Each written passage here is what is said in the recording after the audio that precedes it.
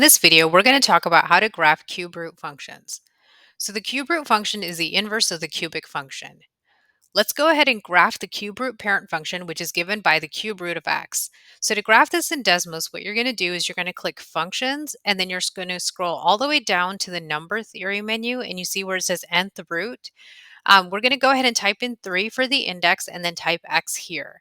If you like keyboard shortcuts, the way to do this is you type nth root and then Desmos will automatically give you that root if you prefer to do from the keyboard.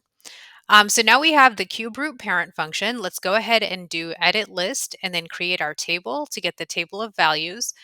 So we want -8, -1, 0, 1, 8, and then let's go ahead and change those values. So now let's create this table. So we have -2, -1, 0, 1, and 2. Let's plot these points here on our grid. So we have -8, -2, -1, -1, 0, 0, 1, 1, 8, 2.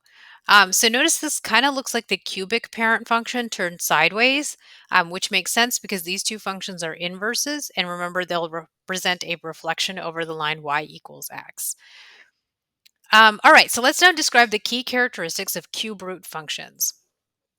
Remember, the domain is all possible x values and the range is all possible y values. So if we look at a cube root function, let's look at a different one. Let's do the cube root of x minus 8 minus 1. I'm going to go ahead and go to functions and get my nth root. So I have the cube root of x minus 8, and make sure you click outside the root to type the -1. If you scroll, you'll see that the domain is all x values and all the y values are included in the range also. Okay, so the domain and range are both going to be all real numbers. So I'm just going to go ahead and describe both as -infinity to +infinity.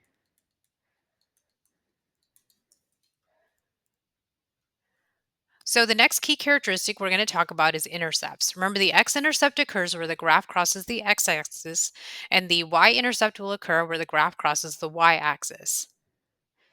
So let's look at the same function and describe the intercepts. So if I click on where it crosses the x-axis, it gives me the coordinates 9, 0, which will represent the x-intercept of this function. And if we go back to where this graph crosses the y-axis, we can see that it crosses at 0, -3. So that is the y-intercept of this function.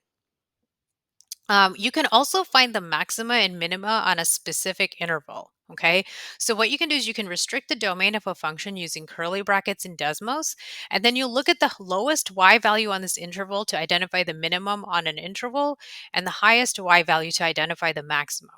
Okay, so let's see what that looks like with an example. Let's suppose we're looking at a different cube root function. So I'm going to go ahead and type in cube root of x minus 2 plus 5.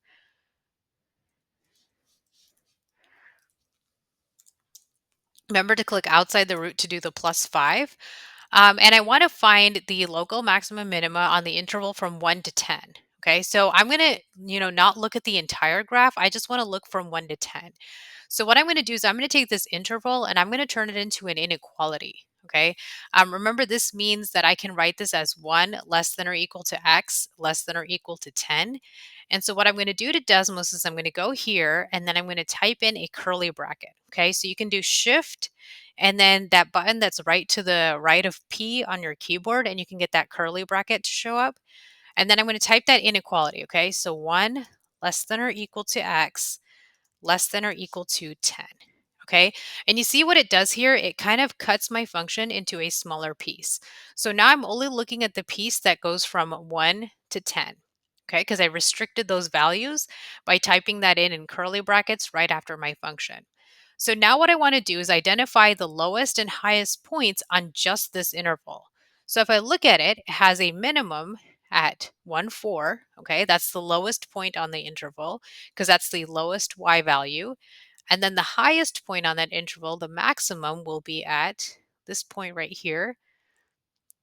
It's at 10, 7. Okay, so you can restrict the domain using curly brackets and look at just a piece of your function in order to identify the maximum and minimum on an interval.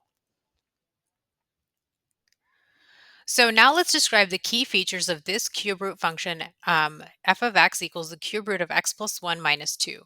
So I'm going to go to functions and then scroll down to my nth root. Okay, so I'm going to type in the index 3, and then I have x plus 1. Click outside the root and then do minus 2. And let's find our function here.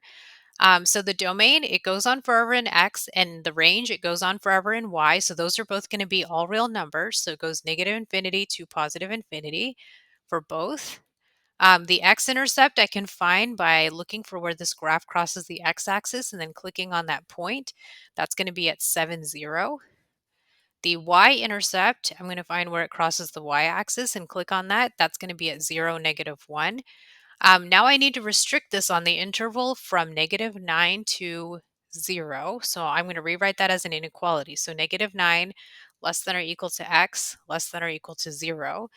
I'm going to type in my curly bracket. So I do curly bracket, negative 9 less than or equal to x less than or equal to 0.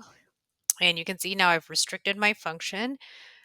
So if I look at that, the lowest y value occurs here at negative 9, negative 4. So that's going to be the minimum. And then the maximum will occur over here if I click on that point at 0, negative 1. Okay, because negative 1 will be the highest y value on that interval. So now you can go ahead and pause the video and try doing this example on your own. So if we look at this function, you can see that the domain and range is once again going to be all real numbers, so negative infinity to positive infinity. If you click on the x-intercept, it's at negative 9, 0.